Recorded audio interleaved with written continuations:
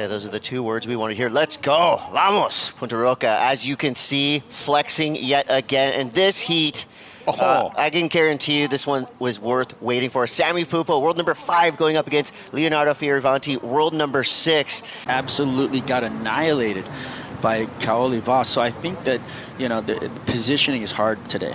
All right, this is going to be our first wave ridden. Round 3, heat 4. Leonardo Fioravanti setting things up on the outside section. Beautiful set of turns there. Gets back on the open face, kind of just patiently waiting for things to amplify down the line. Just another nice carve. Nothing wrong with that. 4 big power arcs down the line, add a 5th. Here's where things could get interesting on the inside. He's got a big section to work with, leans into it. Can he ride out clean? He does.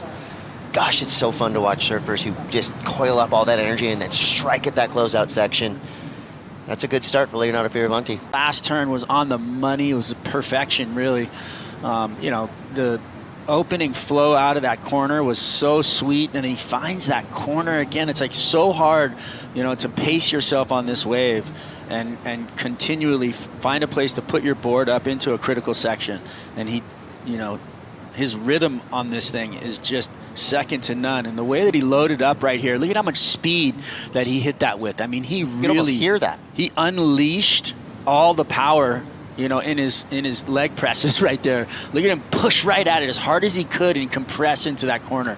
Like, that was all just, and it's unfortunate. We don't want to see mistakes. We just want to see surfing. Well, you're about to see it.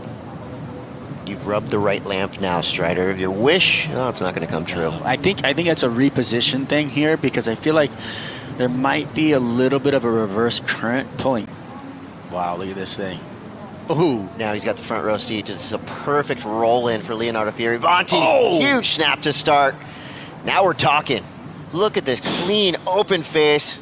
Just a brutalist carve on his second turn. Another perfectly placed third turn. And here you see, this is where everything starts to fall into place for Leonardo Fioravanti. 2 savage cuts on the outside. He's got to get a big finish here if he wants to get the attention of the judges. Another perfectly placed turn there. Slams it again.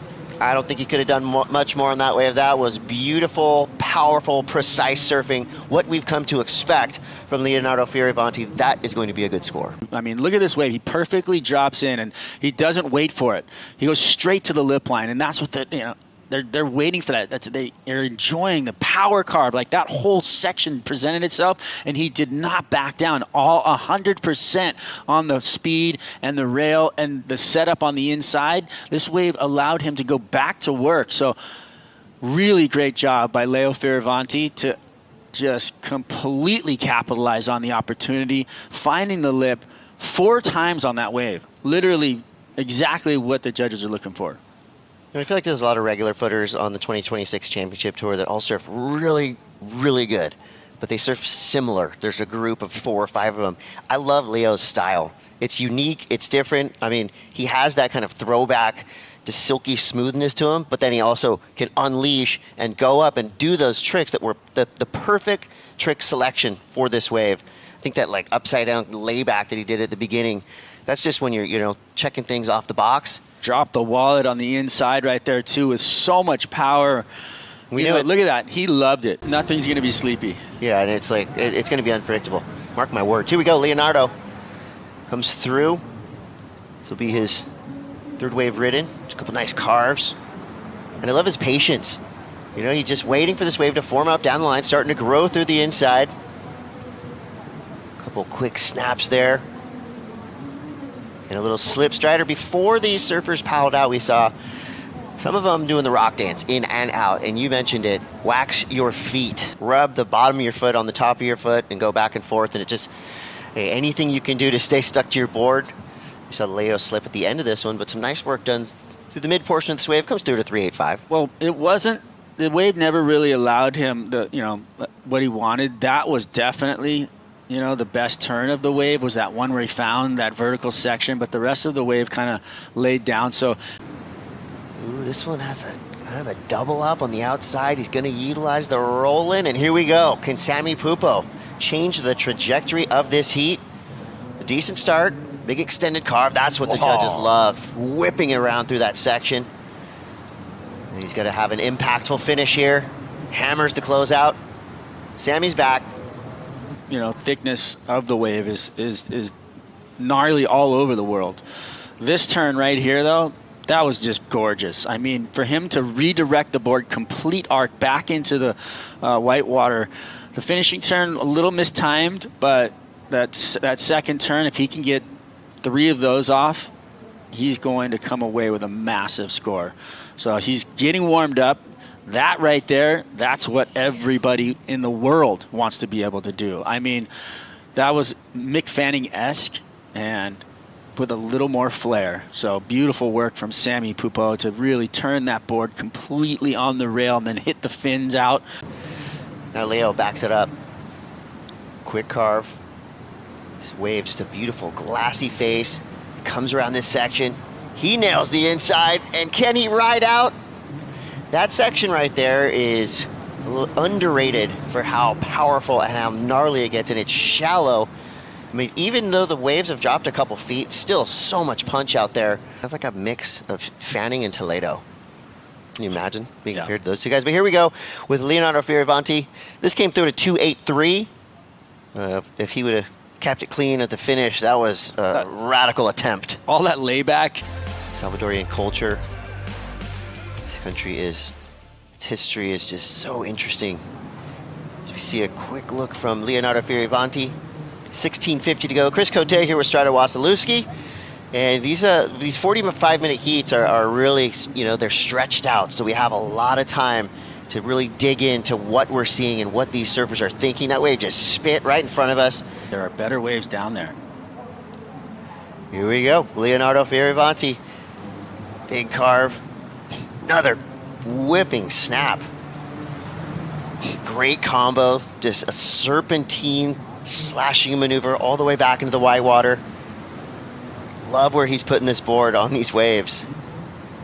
I mean, everything is right in its proper place for Leo. Here we go. Into the inside. This thing could grow a little bit. I think he's working his way to the Red Bull jet ski. Nicely done for Leo. A lot of downtime in the middle there, but those first few turns out the back were vicious. I mean, they're memorable. It was so fun to watch.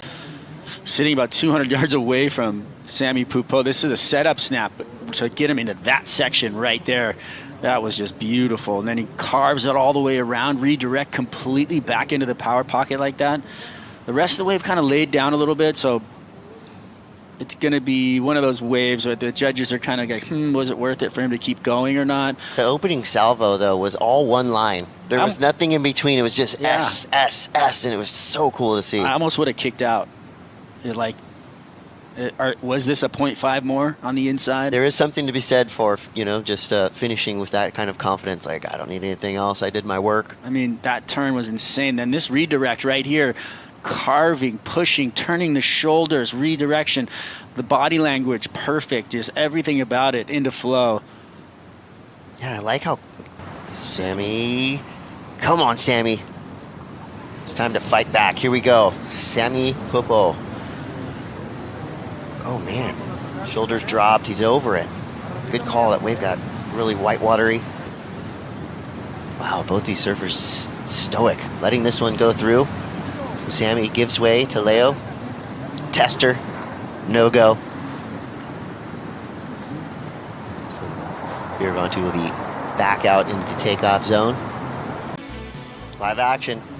Here goes Pupo. Searing carve to start. Quick slash back. He throws the fins. Can he ride out? He whips it around. What's up? No surprise there from S.Pupo, knowing exactly what he needed to do. Bring the excitement and focus back to him. That the judges are going to really reward him because look, this wind up. Look at the wall on this thing just going, hit me. It comes off the corner and just raw. The biggest down carve. Sweeps, and then look at this closeout section. Just throws the tail to the beach. I mean, completely whips it out. I mean, on a heavy consequential section too. Like, look at how much board and play that thing had out in front of the lip line. I mean, just comes out of it super smooth. And the whip too, adding. But we haven't seen a big tail chuck maneuver like that yet. So I think that's going to be definitely something for the judges to chew on, but watch out. Here goes Leo. Waiting for this section to arise in front of him. Cranks it. Perfect layback snap. Up and into the lip. He will not be denied. Two-stager under duress and rides out so nice and clean. That was a great answer. Great exchange. It's hard for me not to look at that. Flare. I think it's excellent. I mean, that was so unbelievable. And then this wave walls up and gives Leo what he, the drop, look at that, knee bend back into the corner to reload for the closeout turn. But the risk, to me, much lower on that wave in comparison to S.Pupo. Even though it was a two-banger, that first turn was insane, pushing hard. Wow. I like that, how he had to redirect and just keep everything light. Annihilated the lip and then kind of redirected the board while he was on it. That was really fun to watch. Man, Sammy is leaving it down to the wire. The backup score just wasn't enough. 5, 6, 7. Give it up for Pupo. That was a huge, huge performance there at the end of that heat. 8-6-0.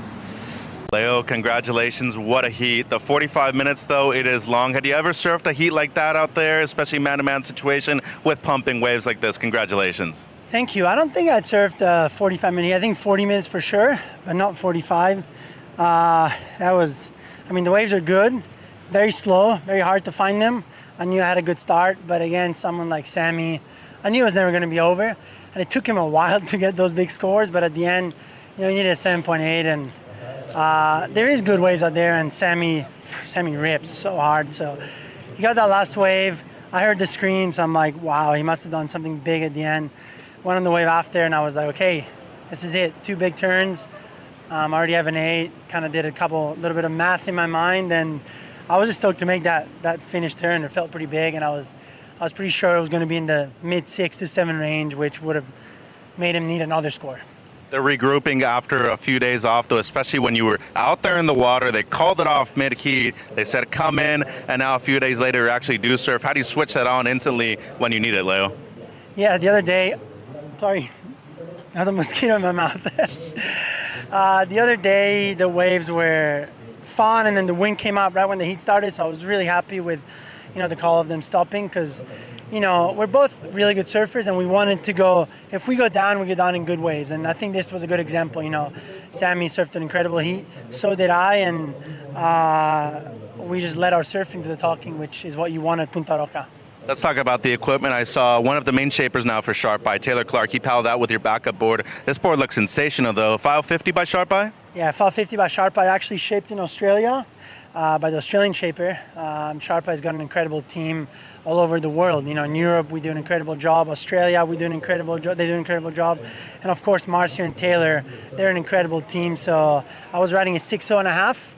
File 50, which is, I think, the best model for out here, and it felt amazing. My equipment feels good, so hopefully maybe surf again later, I think. So let's keep it going.